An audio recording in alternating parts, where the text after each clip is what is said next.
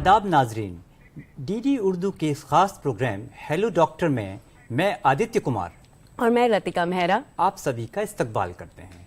Hello doctor में हम आपको बताते हैं आपकी सेहतमंद जिंदगी का राज, ताकि आप बदल सकें अपने जीने का अंदाज।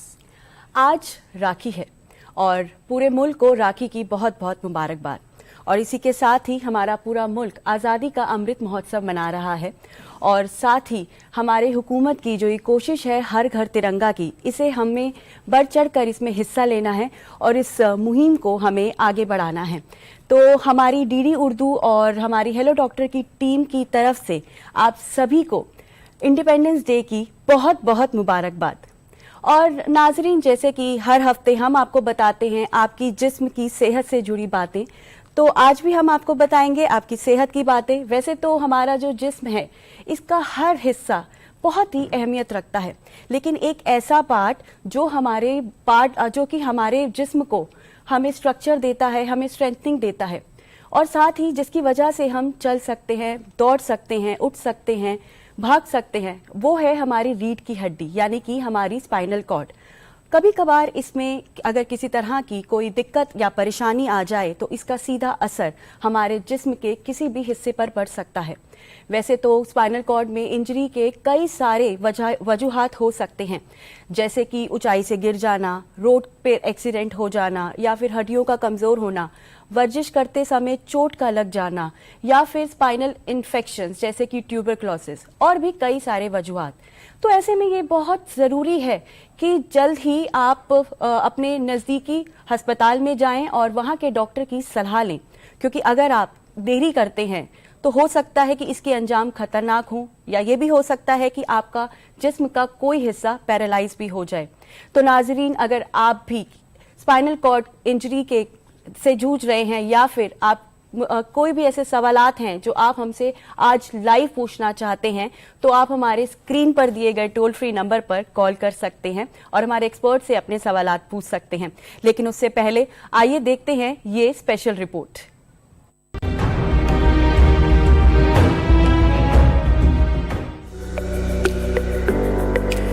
नाजरीन, जैसे हमारे दिलो दिमाग और दीगर आज़ा को हमारे जिस्म में मरकजी हैसियत हासिल है, उसी तरह हमारे जिस्म में हमारी रीढ़ की हड्डी यानी स्पाइनल कॉर्ड को ताकत की बुनियाद माना जाता है, क्योंकि इस पर ही हमारे पूरे जिस्म का दारोमदार होता है। हमारी रीढ़ की हड्डी जिस्म में वो सबसे बड़ी और सबसे मजबूत हड्डी है जिस पर जिस्म की दूसरी हड्डियों और ढांचे का दारोमदार है। हकीकतन ये एक हड्डी नहीं होती, बल्कि हड्डियों का एक सिलसिला होता है। ये हमारी गर्दन से शुरू होकर हमारी कमर के निचले हिस्से तक होती है। हमारी रीढ़ की हड्डी में कुदरती तौर पर लचक पाई जाती है और इसमें छोटे छोटे जोड़ मौजूद होते हैं। कुछ जोड़ आपस में जुड़े होते हैं और कुछ में खला होता है, जिनके दरमियान एक लचकीला मादा होता है जिसे डिस्क कहा जाता है। डिस्क हमारे जोड़ों को रगड़ से बचाती है, पानी जज्ब करती है और फासिद मादे खारिज करती है। रोजमर्रा की सरगर्मियों के दौरान डिस्क बहुत ज्यादा दबाव में होती है और जब इस पर दबाव पड़ता है तो ये पानी खारिज करती है और पोटेशियम और सोडियम को जज्ब करती है, जिसकी वजह से तवाजुन खराब होता है। अगर वक्त पर इसका तदारुक न किया जाए तो इससे हमारे पोस्चर के मुतासिर होने का खतरा होता है। अगर हम गौर करें तो हमारी रीढ़ की हड्डी ही हमारे जिस्म का मुकम्मल बोझ उठाती है और इसमें लचक की वजह से हम अपनी कमर को आगे पीछे जिधर चाहें मोड़ सकते हैं।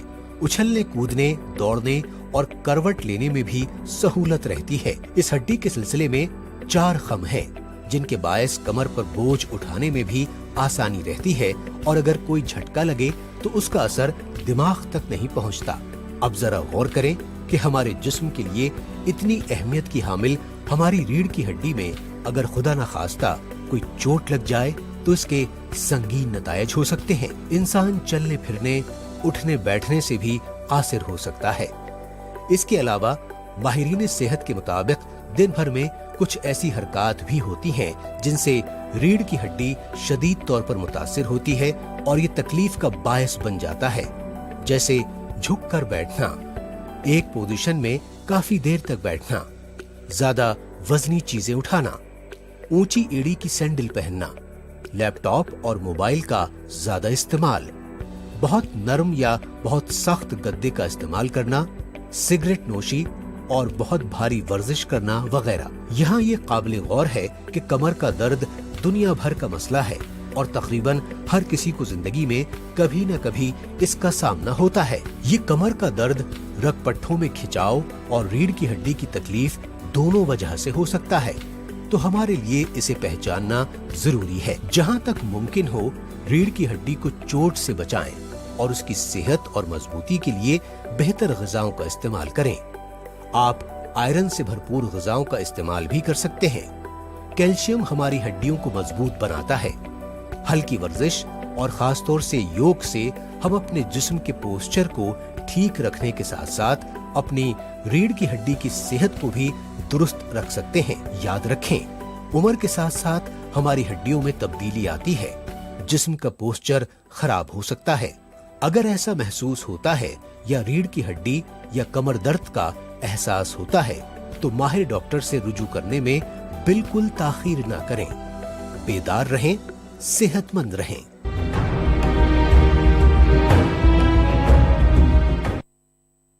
हेलो डॉक्टर में आज का हमारा मौजू है स्पाइनल कॉर्ड इंजरी और हम जानेंगे कि स्पाइनल कॉर्ड होती क्या है, इसकी अहमियत क्या है, इसमें किस तरह की दिक्कतें आ सकती हैं और कैसे पहचानें इन दिक्कतों को, साथ ही इसका इलाज क्या है।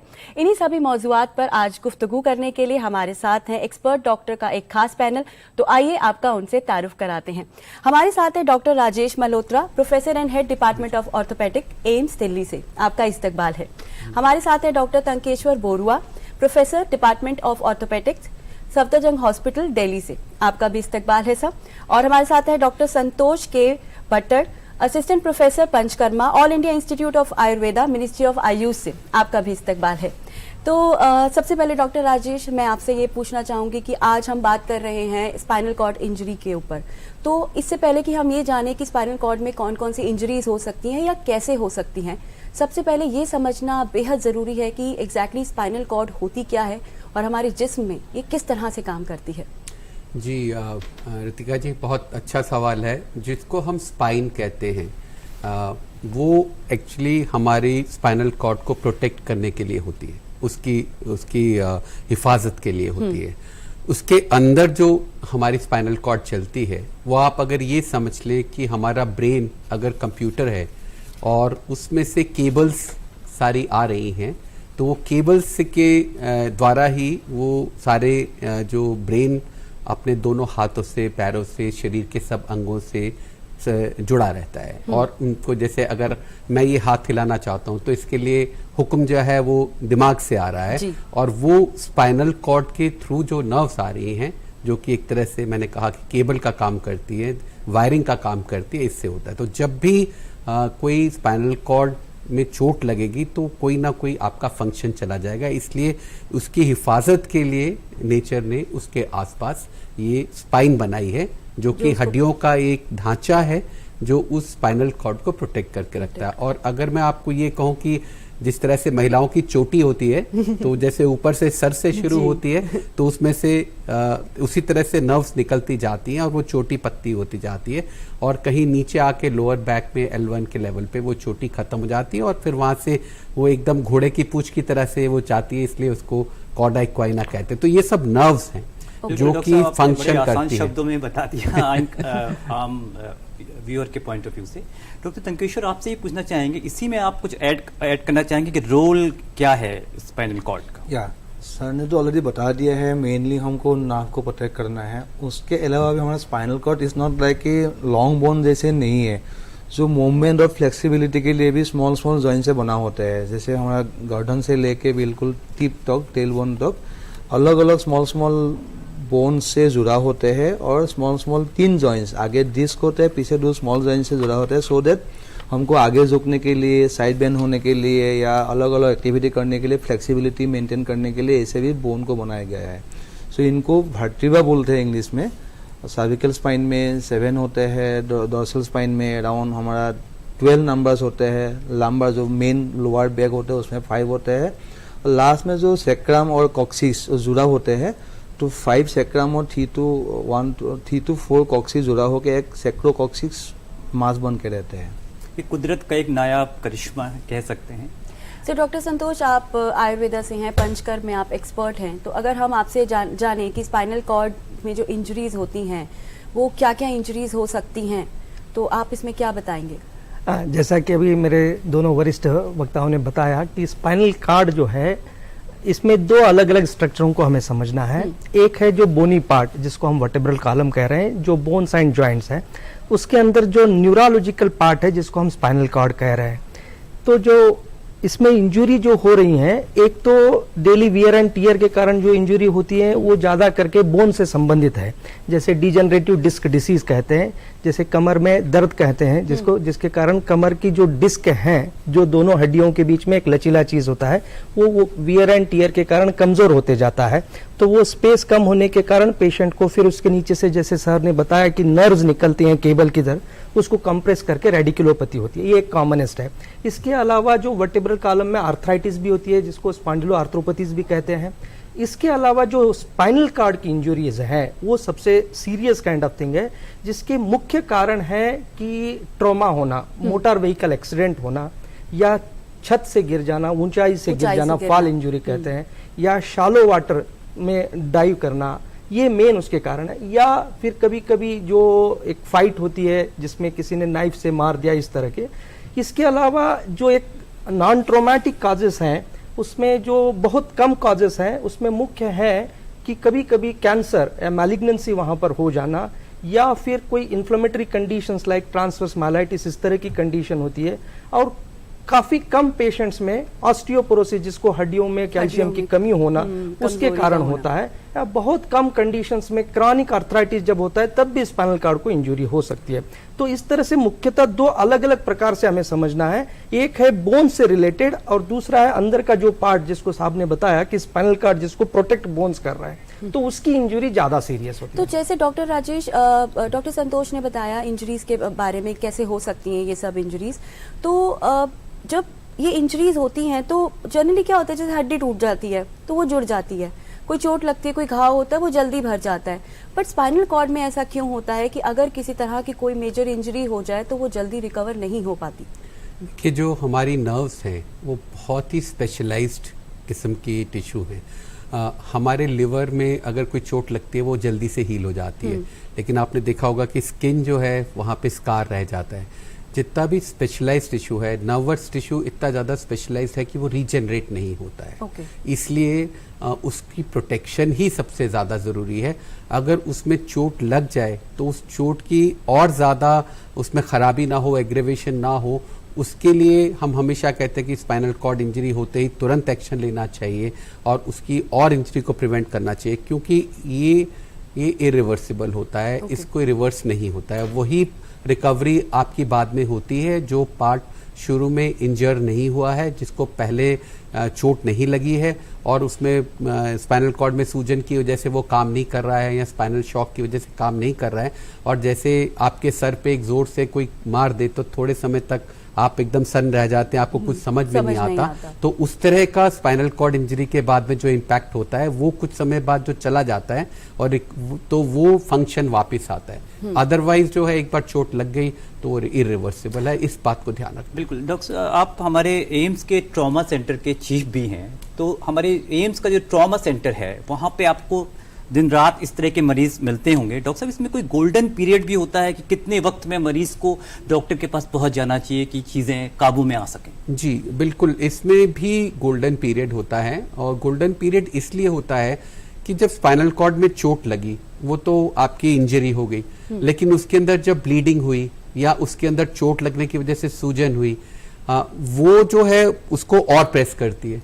अब मान लीजिए आपकी स्पाइन में इंजरी हुई और कोई बोनी फ्रेगमेंट है, वो नस पे प्रेस कर रहा है, अगर वो ज्यादा देर तक प्रेस करके रखेगा तो उसके बाद हम प्रेशर हटाएंगे भी तो वो उसकी रिकवरी नहीं होगी। इसलिए इसमें ये दिखाया गया है कि अगर 24 घंटे के अंदर आप उसके ऊपर से कंप्रेशन हटा देते हैं सर्जरी करके, तो रिकवरी बेटर होती है जो आप 24 घंटे के बाद करते हैं। तो हर तरह से इस इंजरी में तुरंत एक्शन लेना बहुत जरूरी है आगे की चोट बचाने के लिए और लॉन्ग टर्म रिकवरी के लिए। बिल्कुल डॉक्टर साहब, अखबारों के माध्यम से हमें अक्सर ट्रॉमा सेंटर की जो कामयाबियां हैं आपकी लीडरशिप में, वो अक्सर पढ़ने को मिलती है कि जितने सीवियर केसेस भी हुए थे वो भी आपने उसको बड़े अच्छे से सॉल्यूशन उसका दिया। सो डॉक्टर तंकेश्वर, जैसे कि अभी डॉक्टर राजेश ने बताया कि 24 घंटे बहुत अहमियत रखते हैं, तो अगर हम एक बात करते हैं, जैसे एक व्यूअर को अगर ये जानना चाहे कि अगर घर में या घर के बाहर किसी तरह से किसी को कोई इंजरी हुई है स्पाइनल कॉर्ड में, तो जैसे कोई एक्सीडेंट हो जाता है, तो ऐसी क्या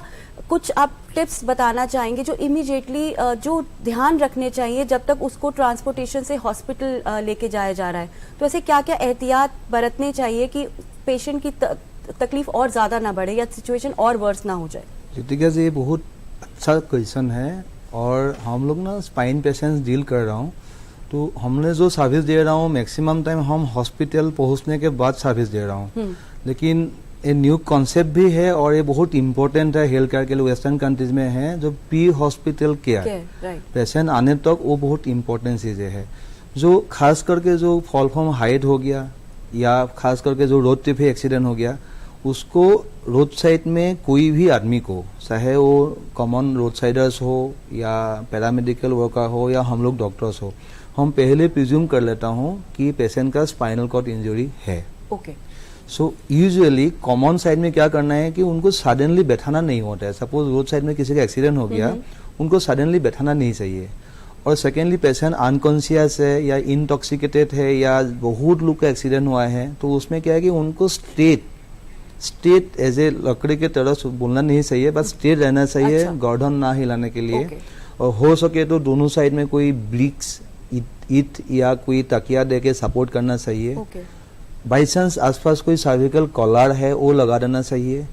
और जो मेडिकल केयर तो कर ही लेते हैं, और एक स्पाइन बोर्ड भी होते हैं जो एम्बुलेंस में होते हैं, अदरवाइज हम स्ट्रेट एक जगह में होता है। और जब टर्निंग करना होगा तो पेशेंट को तुरंत नहीं करना होता है, वो हॉस्पिटल में करना होता है। उसके बाद जब तक कंफर्म नहीं होते हैं, एक्सरे करके, सीटी स्कैन करके, एमआरआई करके कि ये इंजरी नहीं है, तब तक उसको प्रिज्यूम करना चाहिए। अभी डॉक्टर्स के पास आ गया है तो उसको प्रिज्यूम करना चाहिए कि इस पेशेंट का सर्विकल या स्पाइनल इंजरी है। और कोई बार क्या होता है कि स्पाइनल इंजरी सिंपल है, हिलाने के वजह से वो जो सीरियस हो जाए, जैसे सर ने बताया है। और कोई बार क्या होता है कि स्पाइनल कॉर्ड में दबाव है, फ्रेगमेंट्स ज्यादा जाके उसको प्रेशर करता है ना, उसको बोलते हैं कि प्री हॉस्पिटल केयर। और हॉस्पिटल के बाद एज प्रोटोकॉल के हिसाब से हमको केयर लेना चाहिए। ये सब एहतियात बरतने से डॉक्टर साहब मरीज की मदद ही होगी। यहाँ पे मैं ये भी ऐड करना चाहूंगा, डॉक्टर साहब ने बड़ा अच्छे से बताया, खास करके अगर कोई बेहोश है या शराब के नशे में तो हमारे लिए बड़ी मुश्किल होती है। लेकिन जो मैसेज है वो बहुत इंपॉर्टेंट है कि ये मान के चलना चाहिए कि गर्दन में चोट है। इसीलिए अगर किसी को कोई हेलमेट किसी ने पहना है या कुछ सर में पगड़ी पहनी है तो उसको आप ना निकालें, उसको एक्सपर्ट्स को निकालने दें, क्योंकि ऐसा संभव है कि उसको निकालने में आप जो है गर्दन को और डैमेज कर दें। इसी तरह से जैसे कोई कार क्रैश हो गया, उसके अंदर लोग फंसे हुए हैं, तो उस समय पे बड़ा केयरफुल रहना पड़ता है कि उनको निकालने में आप उनको और डैमेज नहीं करें। और भी समस्या है, जैसे कि आपने देखा होगा लोग गाड़ी में क्या करते हैं, हेडरेस्ट निकाल देते हैं ताकि एयर कंडीशनर की हवा जो है वो पीछे जाती रहे। और वो बहुत ही खतरनाक है, क्योंकि जब अगर आपका पीछे हेडरेस्ट रहता है तो अगर कोई क्रैश होता है तो आपके हेड को पीछे सपोर्ट रहती है, नहीं तो एकदम आपकी गर्दन बहुत तेजी से पीछे की तरफ जा सकती है, और जिसको हम विप्लैश इंजरी कहते हैं, या गर्दन में बड़ा सीरियस डैमेज हो सकता है। तो इन सब की अवेयरनेस बहुत जरूरी है। इरिवर्सिबल चीजें हैं डॉक्टर जी। ये आपने कार वाला तो बहुत अच्छी चीज बताई, बिकॉज जनरली पब्लिक को शायद इस चीज की अवेयरनेस नहीं है कि हाँ इसके क्या साइड इफेक्ट्स हो सकते हैं अगर हम इसे रिमूव करते हैं। तो बहुत ही अच्छी आपने बताया, थैंक यू सो मच। एक ही लाइन में कहना है तो जब भी कोई ऐसा एक्सीडेंट हुआ है तो इमोबिलाइजेशन, मतलब स्टिल जैसे कंडीशन में वैसे ही रखना। सामान्य आदमी को ये पहले कहना है कि जैसा था वैसे ही रखना है। जैसे डॉक्टर साहब ने बताया कि हमें लकड़ी के जैसा, मतलब अगर मूवमेंट ना करे, ये सबसे इम्पोर्टेंट। बेसिकली जिस तरह से जब उसका एक्सीडेंट हुआ है या वो गिरा है, तो जिस पोजीशन पे उसका हेड है उसी पोजीशन पे रहे, मतलब हमने अपनी तरफ से कोई उसे मूवमेंट नहीं करनी, बस इतना करना है कि उनको तुरंत जो है हॉस्पिटल बस पहुंचा दिया जाए। आमतौर पे हम सपोर्ट करने की कोशिश करते हैं, देखा गया है। डॉक्टर साहब, आयुर्वेद में अगर हम ऑस्टियोपोरोसिस की बात करें, ऑस्टियोपोरोसिस में क्या आयुर्वेद में इसका इलाज है और क्या इसका इलाज आयुर्वेद के माध्यम से संभव है? जी, आपने बहुत ही सही प्रश्न पूछा है। आयुर्वेद के हिसाब से ऑस्टियोपोरोसिस को अगर सामान्यतः जाना जाए आज के समय में एक साइलेंट किलर के स्वरूप में हम समझ सकते हैं इसको, कि लोग ऐसा समझ रहे हैं कि हम कैल्शियम की गोली खाते रहे या विटामिन डी लेते रहे तो हमारा ऑस्टियोपोरोसिस ठीक रहेगा। यह भी एक गलत धारणा है ना। तो ऑस्टियोपोरोसिस का सबसे मेन कारण है कि लोगों की मोबिलिटी कम होना। जितना हम मोबाइल रहेंगे, फिजिकली एक्टिव रहेंगे, तो उतना हमारी बोन की जो कैल्शियम मेंटेनेंस है वो बहुत अच्छी तरह से रहेगी। तो ऑस्टियोपोरोसिस की जांच बहुत ही सामान्य तरीके से एक बोन मिनरल डेंसिटी बोल के टेस्ट करते हैं, जिसके तहत पे हमें पता चल जाता है। इसके दो सामान्यता कंडीशन है, एक है ऑस्टियोपेनिया और दूसरा है ऑस्टियोपोरोसिस। ऑस्टियोपेनिया ये मैनेजेबल है, ट्रीटेबल है, आराम से ठीक होता है, जहां उतना ज्यादा बोन डेंसिटी कम नहीं हुआ, जिसको अगर हम टेक्निकल भाषा में अप टू -1 तक ऐसा कंडीशन माना जाता है। जब टेस्ट की रिपोर्ट आती है तो उसको ऑस्टियोपेनिया में लिया जाता है। जब वो -2.5 तक जाता है तो ऑस्टियोपोरोसिस की कैटेगरी में जाता है। तो ये सबसे बड़ा मेन कारण है कि फ्रैक्चर होने के लिए। और इंडियन पॉपुलेशन में भी ऑस्टियोपोरोसिस बहुत कॉमन, पर्टिकुलरली एल्डरली पीपल में, मेनोपॉजल वुमन में बहुत पाया जाता है।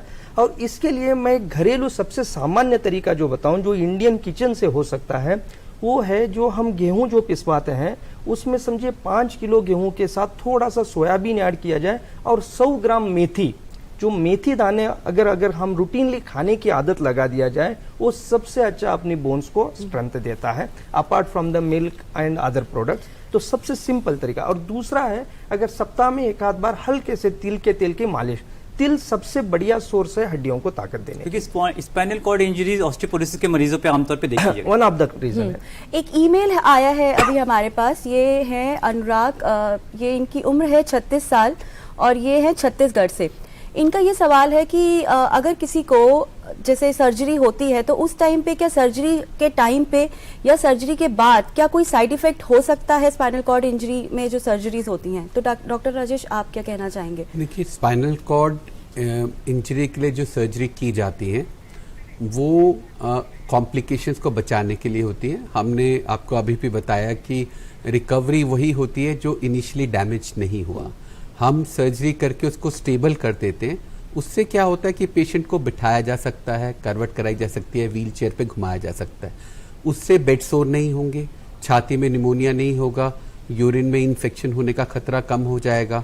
तो ये सब जो कॉम्प्लिकेशंस हैं, निमोनिया, डीवीटी या जो वेन्स में क्लॉट बनने का खतरा है या यूरिन में इन्फेक्शन का खतरा है, ये सब जानलेवा होने के अपने आप में जोखिम रखते हैं। तो हमारा जो इसका जो पर्पस है सर्जरी का, वो ही है कि स्पाइन स्टेबल हो जाए, ताकि उसकी, जैसे अभी डॉक्टर बरुआ ने भी कहा, कि जो उसकी एकदम जो अनवांटेड मूवमेंट्स हैं एबनॉर्मल, उनसे स्पाइनल कॉर्ड में और डैमेज नहीं होता चला जाए। और दूसरे, स्टेबल होने से उसकी डिफॉर्मिटी नहीं होती है। अदरवाइज अगर स्पाइन अनस्टेबल है, हम स्पाइन की जो इंजरीज हैं उनको दो तरीके से क्लासिफाई करते हैं, स्टेबल और अनस्टेबल। स्टेबल वो है जिनमें आपको ऑपरेशन करने की जरूरत नहीं है, वो अपने आप से ना तो उनकी डिफॉर्मिटी बढ़ेगी, ना आने वाले समय में उससे आपको कोई नर्व का पैरालिसिस या कोई डिफेक्ट होगा। बेसिकली आप ये कहना चाहते हैं डॉक्टर कि हमारी जो सर्जरी है वो बिल्कुल सेफ है? सर्जरी तो देखिए, सर्जरी सेफ का मतलब उसमें इन्फेक्शन का रिस्क है। और अगर जैसे मैंने कहा कि जो उसको मोबिलाइज करे, लेकिन जो स्पाइनल कॉर्ड इंजरी के खतरे हैं वो तो रहेंगे और वो उनको आप सर्जरी पे ब्लेम नहीं कर सकते। मैं चाहूंगा, एक कॉलर जुड़ गए हैं जी। इस बीच हमारे साथ एक कॉलर जुड़ गए हैं। आपका बहुत बहुत इस्तकबाल है, अपना सवाल पूछिए। आप हमें सुन पा रहे हैं?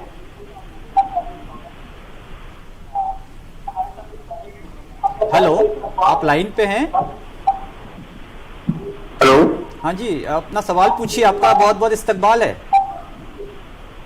हेलो, हाँ जी, हम आपको सुन पा रहे हैं, अपना सवाल पूछिए। हेलो, हाँ सर, मैं लाइन पर हूँ। हाँ जी, अपना क्वेश्चन पूछिए। अपना वो टीवी का वॉल्यूम कम कर दी ताकि हम आपको बेहतर तरीके से सुन पाए। हाँ सर, ऐसा है, मेरी वाइफ को थोड़ा सा वो जब तो टीवी का वॉल्यूम वो जो नीचे बैठती है ना, तो अचानक जो उठती है। आप प्लीज कंटिन्यू करिए। आप, मेरी वाइफ जब नीचे बैठती है ना, तो अचानक जो उठती है तो उनके तो बैक में और स्पाइन में कुछ बहुत ज्यादा पेन होता है। अच्छा। और कुछ देर के बाद वो अपने आप ठीक हो जाता है। डॉक्टर मल्होत्रा, आप क्या बताना चाहेंगे? जी, तो इनकी वाइफ को कमर दर्द की प्रॉब्लम है, आयु नहीं बताई है, वजन नहीं बताया है। आपकी अक्सर आयु क्या है डॉक्टर साहब पूछ रहे हैं? वाइफ, अच्छा। तो एक तो बढ़ती उम्र के साथ में जैसे बात पहले भी हुई कि डॉक्टर संतोष ने कहा कि स्पॉन्डिलाइटिस हो जाता है तो उसकी वजह से दर्द होती है। कुछ लोग जो हाउसवाइफ्स हैं झुक के बार बार आगे चीज़ें उठाती हैं, बाल्टी उठाती हैं, कपड़े उठाती हैं, उससे भी कमर में दर्द हो जाता है मांसपेशियों से। अगर आप अपनी मांसपेशियों से उनकी ताकत से ज़्यादा काम लेंगे तो वो दर्द करेंगी। तो या तो आप उनसे काम कम लीजिए या उनकी ताकत बढ़ाइए एक्सरसाइज करके, ताकि वो उतना लोड ले सके। रोजमर्रा का डॉक्टर साहब काफी काम रहता है, रोजमर्रा का काफी काम रहता है, लेकिन समस्या ये है कि वो अपने आप पे ध्यान नहीं देते हैं। अगर आधा घंटा खुद अपने लिए एक्सरसाइज करने के लिए, अपनी मांसपेशियों को मजबूत करने के लिए, पोस्चर ठीक करने में लगाएं तो ये चीज से भी बचा जा सकता है। तो कई तरह की चीजें होती है, लेकिन जो इन्होंने कहा कि उठती हैं और दर्द होता है और थोड़ी देर बाद ही वो ठीक हो जाता है, ऐसा अक्सर पोस्चरल या मस्कुलर पेन की वजह से होता है। किसी डॉक्टर को दिखाएं, जरूरत है तो वो एक्सरे करेंगे, थोड़ा फिजियोथेरेपी कराने से ये सब चीजें अक्सर ठीक हो जाती हैं।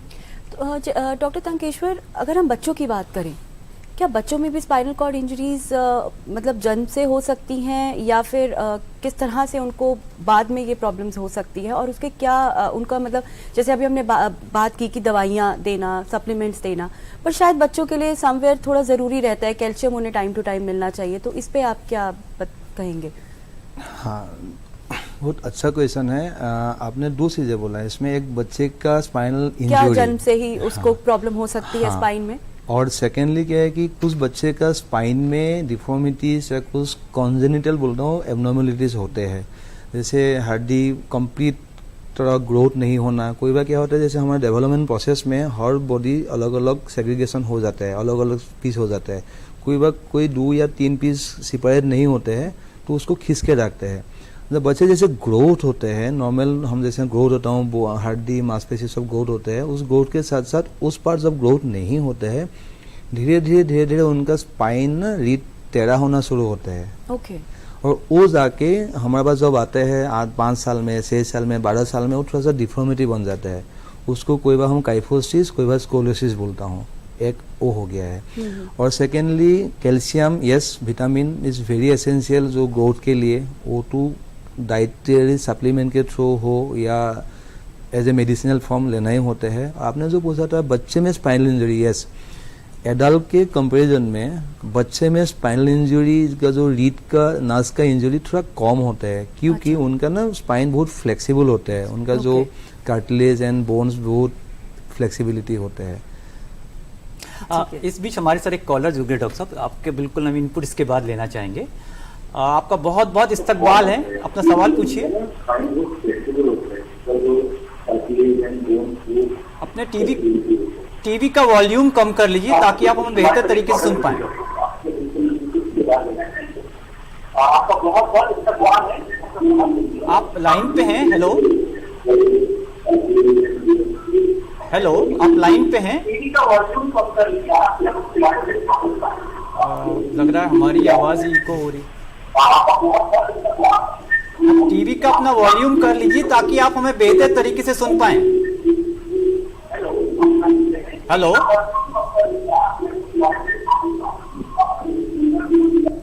आप लगता है हेलो, आप अगर लाइन पे हैं तो आप हमें सुन पा रहे हैं तो अपना सवाल पूछिए। हेलो, आप सवाल पूछिए। हेलो, अपना सवाल पूछिए, हम आपको हेलो सुन पा रहे हैं। नमस्ते। नमस्कार। हेलो जी जी।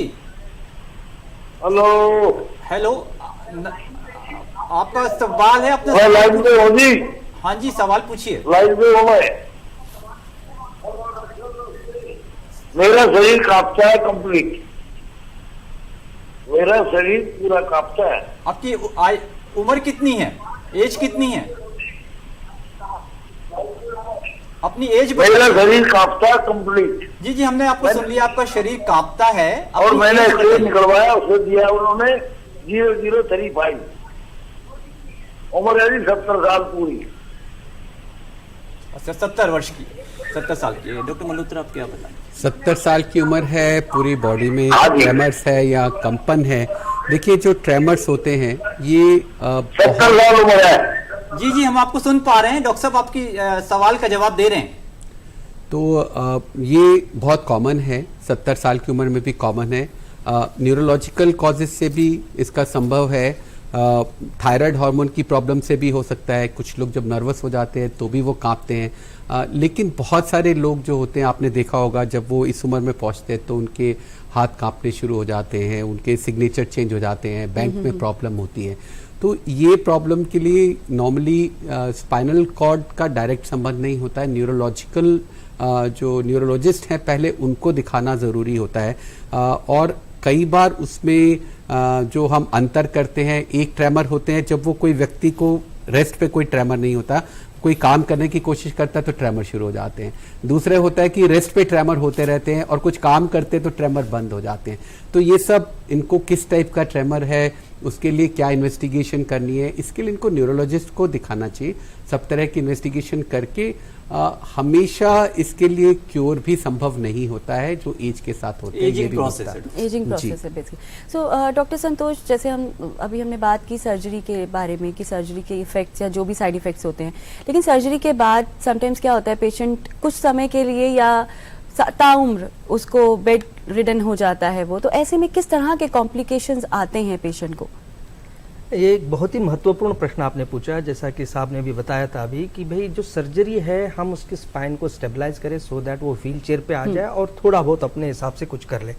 लेकिन जो सबसे इम्पॉर्टेंट है उसके बाद में पेशेंट को रिहेबिलिटेशन करना, पेशेंट को नॉर्मल जिंदगी आना है। क्योंकि हर इंसान खाली जिंदा रहना नहीं चाहता है, वो चाहता है उसका कम से कम जो रोजमर्रा जिंदगी है, स्टूल पास करना है, लेटरिन को जाना है या पेशाब का है या अपनी पर्सनल लाइफ है, ये सब चीजें उसको ठीक देखना चाहता है। तो सर्जरी के बाद में अगर समझिए कंप्लीट स्पाइनल कार्ड इंजरी हो चुकी है, दो प्रकार की, कंप्लीट एंड इनकम्प्लीट होती है।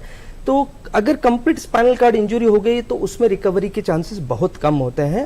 और जनरली आज तक साइंस यही मानता है कि भाई जो नर्वस टिश्यू है वो रीजनरेट नहीं करती या रिकवरी कम होती है। लेकिन जो हमारे यहाँ आयुर्वेद में अभी पिछले 20 साल से मैं पंचकर्म का एक्सपर्ट हूँ और पंचकर्म की प्रैक्टिस करता हूँ, तो जो स्पाइनल कार्ड इंजरी के पेशेंट आते हैं जिसको पैराप्लेजिया या सर्वाइकल इंजरी होती है तो क्वाड्रिप्लेजिया, टेट्राप्लेजिया कहते हैं, वो आते हैं। उसके बाद में बगल ब्लैडर का कंट्रोल खास करके चला जाता है, मतलब यूरिन का भी कंट्रोल नहीं रहता, स्टूल पास का भी कंट्रोल नहीं रहता है। उन पेशेंट्स को धीरे धीरे आयुर्वेद की हम ट्रीटमेंट करते हैं। कुछ rectal route of administration of medicine है। एक साइंस का एक कंसेप्ट है कि एंटेरिक नर्वस सिस्टम से हम सेंट्रल नर्वस सिस्टम को कनेक्ट कर सकते हैं। आयुर्वेद में इसे बस्ती चिकित्सा कहते हैं। तो उसके थ्रू हम ट्रीटमेंट करते हैं। ये पाया गया, एक केस का अगर मैं कहूंगा तो लॉन्ग बैक 9 मंथ्स इसको मैंने लिया and she was an young girl of 19 years. तो जब आई थी वही कंडीशन में पोस्ट सर्जरी, लेकिन 9 मंथ्स के लगातार मेहनत के बाद मैं उसको स्टिक के साथ चला के भेज पाया। ये मेरा एक अचीवमेंट रहा। तो इसके अलावा दूसरी जो कॉम्प्लिकेशंस होती हैं, सेक्सुअल डिस्फंक्शन होते हैं। Spinal cord particularly lumbar card की जब इंजरी हो जाती है तो इरेक्टाइल एंड इजैकुलेटरी डिस्फंक्शन होते हैं। उन पेशेंट्स को भी हम उनके पर्सनल लाइफ को भी आयुर्वेद की ट्रीटमेंट से, बस्ती चिकित्सा एक विशेष चिकित्सा है एंड ट्रांसयूरेथ्रल एडमिनिस्ट्रेशन भी एक इस तरह के ट्रीटमेंट आयुर्वेद में कहा करते हैं। इसके अलावा जो प्रेशर सोर या बेड सोर, वो सबसे बड़ी प्रॉब्लम होती है।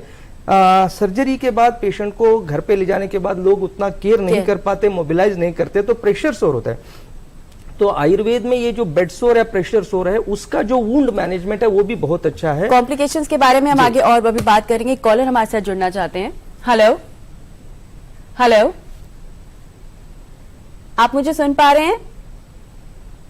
हेलो जी।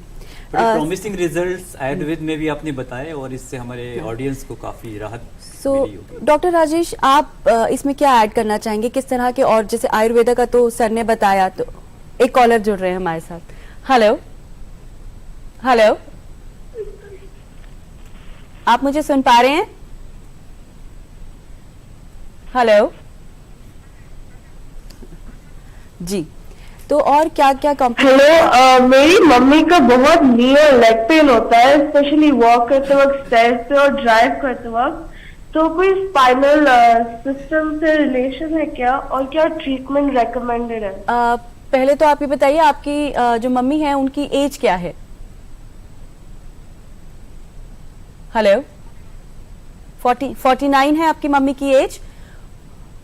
हेलो ओके, मुझे थोड़ा 49 49। और नेक में पेन आपने बताया या बैक में पेन बताया? 49 ओके, जी हमने सुन लिया। नेक में पेन बताया या आपने बैक में पेन बताया? हाँ। नेक में। ओके, इनका कहना है कि नेक में पेन रहता है, तो डॉक्टर तंकेश्वर आप क्या कहेंगे इस पे? एक सेकंड रिपीट कर सकते हैं? हाँ जी प्लीज, जी जी बिल्कुल, बोलिए प्लीज।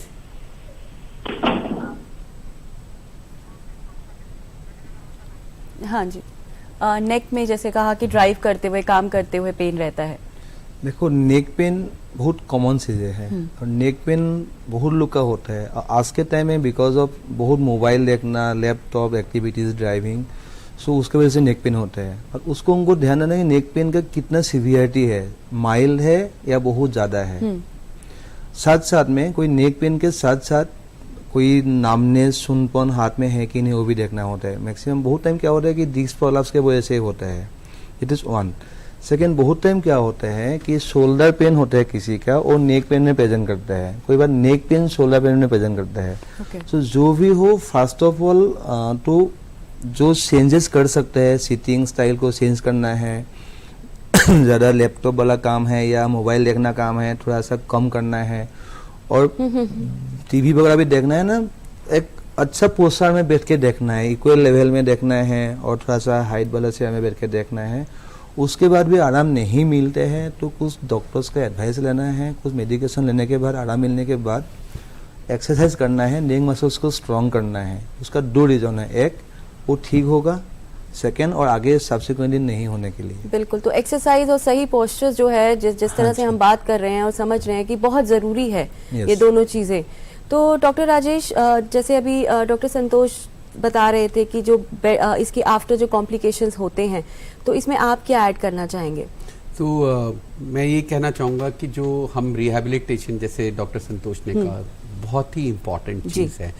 उनको सोसाइटी का एक ऐसा सिटीजन बनाना जो कि कंट्रीब्यूट कर सके, उनके लिए उनकी वोकेशनल रिहैबिलिटेशन की कुछ काम कर सके, जो भी उनका फंक्शन बाकी है उससे जिस तरह का काम भी वो कर सकते हैं, उसको करने से एक तो सेल्फ रिस्पेक्ट भी रहती है और एक मूड ऑफ अर्निंग भी होता है। इसी तरह से हम कई बार ध्यान नहीं देते, लेकिन रिक्रिएशनल उनकी स्पोर्ट्स, आपको पता है कि पूरे विश्व में, पूरी दुनिया में पैरा ओलंपिक्स होते हैं और वो एक अपनी उनकी कॉम्पिटिटिवनेस करने के लिए, सेल्फ एस्टीम के लिए। तो देखिए, ऐसा है कि सब कुछ तो हमारी बॉडी में नर्व से कंट्रोल होता है और जब स्पाइनल कॉर्ड कट गई तो हर सिस्टम जो है ना उसके ऊपर से कंट्रोल हट गया। तो वो चाहे वो आते हो, चाहे वो यूरिन हो, चाहे कोई भी फंक्शन हो, तो हमें जो फंक्शन बच गया है उससे मैक्सिमाइज करना। जुड़ गए आपको माफी चाहेंगे। इस बीच हमारे साथ कॉलर जुड़ गए हैं, आप अपना सवाल पूछिए। आपका बहुत बहुत इस्तकबाल हमारे प्रोग्राम में। हेलो। हाँ जी, हाँ जी, हाँ। मैं आसाम से हूँ जी। मेरा कमर में जो है ना दर्द होता है, ये मतलब क्यों होता है? कुछ देर रहता है, उसके बाद फिर से अच्छा हो जाता है। अच्छा, आपकी एज कितनी है? मेरी एज 36 है। ठीक है, डॉक्टर तंकेश्वर आप क्या बताना चाहेंगे? ओके, तो कमर में दर्द, मतलब हमारा बुक में लिखा हुआ है कि कोई भी आदमी का जिंदगी में बैक पेन तो होते ही होते हैं, और उसको कैसे ना होना, उसको प्रिवेंशन इज वेरी इंपॉर्टेंट। जब मिडिल एज आदमी, नॉट मिडिल एज, यंग ही है 36, तो इस टाइम में बैक पेन हो रहा है, तो पहले तो उसको प्रिकॉशन लेना है कि वो ज़्यादा ना हो जाए, कि एग्जर्ट ना करे, मतलब उनको ज़्यादा ना करे। फिर उसके बाद 2-3 दिन सामान्य आराम करने के बाद, बेसिक पेन किलर या कोई नज़दीक का डॉक्टर से एडवाइस करने के बाद आराम मिलेगा, तो सेम एडवाइस के आगे के लिए बैक का जो मांसपेशी है उनको स्ट्रॉन्ग करना है। बट उससे भी आराम नहीं मिलते हैं तो कोई ऑर्थोपेडिक सर्जन या स्पाइन डॉक्टर का डेफिनेटली दिखाना होता है। कोई बार क्या होता है, कोई हिडन इन्फेक्शन होता है, स्पॉन्जाइलोसिस होते हैं, या कोई एक्सरे MRI से कोई कंफर्म होता है कि इसमें कोई चीज़ मिस ना हो जाए। बट बोलने के बाद भी यही है कि उनको प्रिकॉशन लेना बहुत ज़रूरी है और आगे एक्सरसाइज ही करना पड़ेगा। प्रिकॉशन भी लेना, एक्सरसाइज भी करनी है। सर, आप कुछ कहना चाह रहे थे, उसको आपको मैंने भी नहीं, ऐसी कोई बात नहीं। अक्सर जो कमर दर्द है, अब ये एक हमने स्पाइनल इंजरी की बात की कि एक्सीडेंट हुआ, क्रैश हुआ, लेकिन जब हमने ये कहा कि खराब पोस्चर से वो एक छोटी छोटी चोट दिन भर बार बार जो लगती रहती है ये उसका आउटकम है। चाहे उससे डिस्क डिजेनरेट हो गई तो शियाटिका पेन होना शुरू हो गया, या सर्वाइकल स्पॉन्डिलोसिस हो गया कि आपने डॉक्टर साहब ने बताया कि इतना ज्यादा कंप्यूटर और लैपटॉप यूज करते हैं। तो मैं यही कहना चाहूंगा कि जब आप अपनी गाड़ी भी चलाते हैं तो उसकी सर्विस कराते हैं, आप अपनी स्पाइन से इतना काम लेते हैं तो कम से कम उसका ख्याल रखें, उसकी एक्सरसाइज करें, तो वजन कंट्रोल करें। आजकल के समय में सबसे बड़ी समस्या ये है कि मोटापा जोरों पे है और इससे भी बहुत सारे लोगों को कमर दर्द होता है। लेकिन एक बहुत इंपॉर्टेंट बात मैं ये कहना चाहूंगा कि हमारे देश में एंकिलोजिंग स्पॉन्डिलाइटिस नाम का गठिया काफी प्रोमिनेंट है, काफी होता है। उसमें रीढ़ की हड्डी एकदम जाम हो जाती है, स्टिफ हो जाती है और बाकी जोड़ भी अकड़ जाते हैं। तो किसी भी युवा पुरुष को अगर 6 हफ्ते से ज्यादा लगातार कमर में दर्द रहता है और सो के उठने के बाद 1 घंटे तक अकड़न रहती है तो उसको तुरंत डॉक्टर से संपर्क करना चाहिए, क्योंकि एंकिलोजिंग स्पॉन्डिलाइटिस हो सकता है। और आप ये बात समझे कि अगर किसी की स्पाइन पूरी, जिसको हम बैम्बू स्पाइन कहते हैं, एक बांस की तरह स्टिफ हो गई है, डॉक्टर साहब ने बताया कि फ्लेक्सिबिलिटी होती है, उससे हम काम कर पाते हैं, झुक पाते हैं। अगर किसी की स्पाइन पूरी स्टिफ है और उसको चोट लगे तो वो 2 टुकड़े होने में उसको कोई समय नहीं लगेगा। तो एंकिलोजिंग स्पॉन्डिलाइटिस के पेशेंट में स्पाइनल कॉर्ड इंजरी का बहुत ज्यादा खतरा होता है और ऐसे पेशेंट्स को चोट से या धक्के से बराबर बचाओ। और पुरुष स्पेशली आपने बोला कि पुरुषों में 90% इसके रोगी पुरुष होते हैं, 10% स्त्रियां होती हैं। अलर्टनेस बहुत जरूरी जी। तो नाजरीन, जैसा कि अभी डॉक्टर राजेश ने हमें बताया कि किस तरह से अगर आपको पेन कंटिन्यू रह रही है तो तुरंत अपने डॉक्टर की सलाह लें, इसे बिल्कुल नज़रअंदाज ना करें, बिकॉज ये प्रॉब्लम खतरनाक हो सकती है आपके लिए, तो ध्यान रखिएगा। डॉक्टर संतोष, रिहैबिलिटेशन की अभी हमने बात की, तो इसमें पंचकर्मा का रोल अगर हम जाने तो कितना इफेक्टिव है? जी, जैसा कि अभी सीनियर सर ने बताया कि सर्विसिंग, और अगर मैं एक शब्द में कहूँ, बिल्कुल सर ने मेरे मुंह की बात छीन ली है। Panchakarma and Ayurveda general plus योग, ये बिल्कुल वही सर्विसिंग का ही काम करता है। अगर हम प्रिवेंटिव मोड में अगर काम करना चाहेंगे तो ये हम बहुत बड़ा बर्डन कम कर सकते हैं ऑर्थोपेडिक सर्जन पे। अगर पीरियाडिक पंचकर्मा बोल के एक आयुर्वेद का कंसेप्ट होता है कि साल में कम से कम 1 बार, तो वैसे 7 दिन 3 बार, हर 4 महीने में 1 बार करा लेना चाहिए, पर कम से कम साल में 8 दिन तो अपने लिए निकालना चाहिए। जब हम कार खरीदते हैं तो हर 5000 किलोमीटर पे फोन आ जाता है, साहब मैं आपकी गाड़ी ले जा रहा हूँ और ड्रॉप भी कर रहा हूँ। लेकिन जो ईश्वर ने, अल्लाह ने हमें ये जो दिया है उसको हम पैदा हो गए उस दिन से घिस रहे हैं, लेकिन उसकी सर्विसिंग का कोई नहीं। तो पंचकर्म, आयुर्वेद एंड योग, ये ह्यूमन सर्विस के लिए सबसे अच्छी सुविधा एंड ये एक चिकित्सा प्रणाली है। अब जब आपने रिहैबिलिटेशन की बात करी, कुछ बातें मैंने पहले बताई, उसके अलावा जो मेन है कि मसल एट्रोपी, जैसे कि पोस्ट सर्जरी पेशेंट में मसल एट्रोपी हो जाते, बिल्कुल हाथ और पैर सूख जाते हैं। तो और उसकी कई बार फ्लैसिडिटी, कई बार स्पैस्टिसिटी, ऐसे दोनों प्रकार की, दोनों क्वाइट अपोजिट इस तरह की भी प्रेजेंटेशन पेशेंट में आती है। तो इसमें भी जो आयुर्वेद की पंचकर्म के अंतर्गत कई एक्सटर्नल ट्रीटमेंट्स हम करते हैं, डिफरेंट काइंड्स ऑफ मसाज करते हैं, plus different kinds of fomentation, particularly जिसमें सेंसरी लॉस नहीं हुआ है। मोटर पार्ट एक अलग है, सेंसरी पार्ट अलग है, किस पार्ट का, स्पाइनल कार्ड का कौन सा वेंट्रल पार्ट है, डॉर्सल पार्ट क्या इन्वॉल्व हुआ। तो जब सेंसरी लॉस नहीं होता है तो अलग अलग प्रकार की एक्सटर्नल ट्रीटमेंट करते हैं, जिससे मसल का टोन, उसकी फ्लैसिडिटी कम हो जाती है, टोन मेंटेन हो जाता है, मसल का बल्क भी कुछ हद तक रिकवरी आता है और पेशेंट में थोड़ी सी स्ट्रेंथ महसूस करता है। प्लस साहब ने जो बताया कि रिक्रिएशन, सो डिप्रेशन, एक मैंने कई पेशेंट्स में देखा, इसके बाद डिप्रेशन बहुत कॉमन हो जाता है, क्योंकि पेशेंट अपने आप को मान लेता है कि मैं फैमिली पे बर्डन हूँ। तो उस डिप्रेशन के लिए भी आयुर्वेद और मेंटल बैलेंस भी बहुत जरूरी है। हमारे साथ एक कॉलर जुड़ गए हैं, प्लीज सवाल ले लेते हैं। आपका बहुत बहुत इस्तकबाल है। हेलो हेलो, हाँ, आपका अपना नाम बताइए और अपनी एज बताइए। हेलो, हाँ, अपना नाम, हाँ सर, मेरे को ये हुआ था वो रीढ़ की हड्डी का। अपनी टीवी का वॉल्यूम कम कर लीजिए तो ताकि हम मेरा बेहतर तरीके से हो गया, मेरे से कुछ भी नहीं होता था, ना उठना होता था, बैठना होता था। तो अभी यानी वो मैं चल फिर सकता, तो लकड़ी से। हेलो, हाँ जी, अपना टीवी का वॉल्यूम कम कर लीजिए और अपनी एज बताइए। हाँ जी, हम आपको सुन रहे हैं।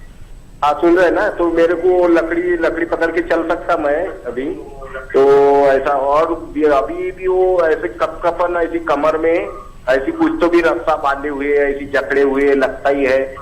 आई सी। आप लाइन पे बने रहिए डॉक्टर साहब। डॉक्टर मल्होत्रा सर आपसे पूछना चाहेंगे। जी, तो ऐसा देखिए, चोट लगी है, मसल वीकनेस हुई है, लाठी से चलते हैं, बहुत अच्छी बात है।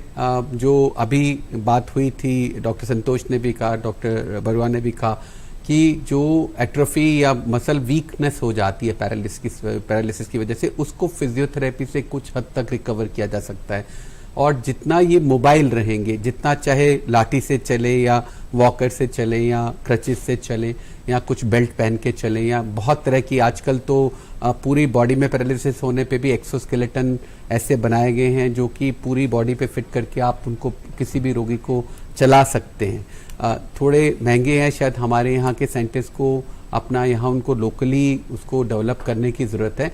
लेकिन हर तरह की इस तरह में चलने में एक रेसिप्रोकेटिंग ग्रेट ऑर्थोसिस होता है जिसको कमर में बांध लेते हैं, तो वो पैरालाइज अगर कोई है कमर से नीचे तो उसको चलने में सुविधा होती है।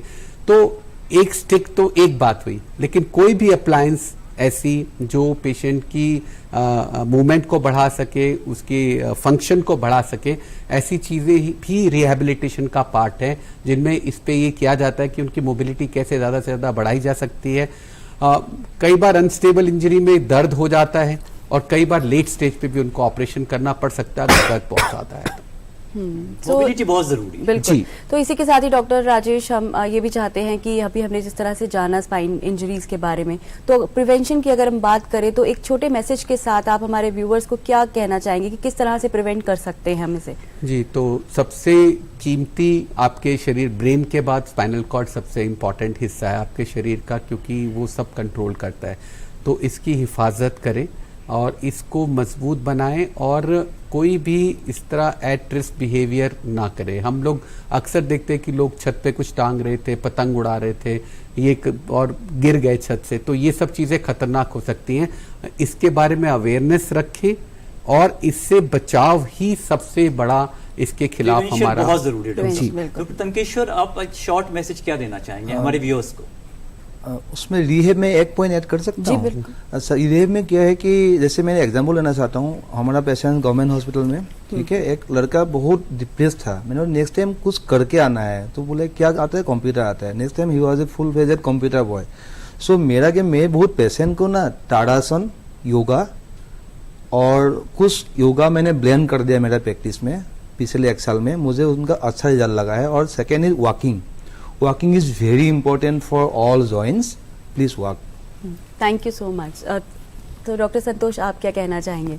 फिजिकली जितना एक्टिव रहेंगे उतना अपना स्पाइन ठीक रहता है। एंड सेफ्टी मेजर्स वो हमेशा, चाहे रोड में हो, चाहे स्पोर्ट्स में हो, अन्य किसी भी चीज में सेफ्टी प्रिकॉशन लेना जरूरी है। तो बिल्कुल, जैसे कि हमारे डॉक्टर्स ने कहा कि कोई भी दिक्कत आ जाए हमें मेहनत बिल्कुल करती रहनी चाहिए, बिकॉज मेहनत कभी बर्बाद नहीं होती है और अगर हम कोशिश करते रहेंगे तो हमारी हार कभी नहीं होती है। तो इसीलिए stay positive and stay healthy. आप सभी का बहुत बहुत शुक्रिया, आप हमारे प्रोग्राम में आए और स्पाइनल कॉर्ड पे हमें इतनी अच्छे से इंफॉर्मेशन हमारे साथ शेयर की। So thank you so much. हमें पूरी उम्मीद है नाजरीन कि आज की हमारी पेशकश आपको बेहद पसंद आई होगी। अगर आपकी कोई राय हो तो आप हमें ईमेल भी कर सकते हैं। हमारे ईमेल एड्रेस है hello.ddurdu@gmail.com। इसके अलावा आप हमारे YouTube चैनल से भी जुड़ सकते हैं। हमारे YouTube चैनल है डीडी उर्दू। अगले हफ्ते आपसे फिर मुलाकात होगी एक नए मौजू पे। तब तक के लिए अपना और अपनों का ख्याल रखें और आपको छोड़े जाते हैं टिप ऑफ द वीक के साथ। अल्लाह हाफिज। अल्लाह हाफिज।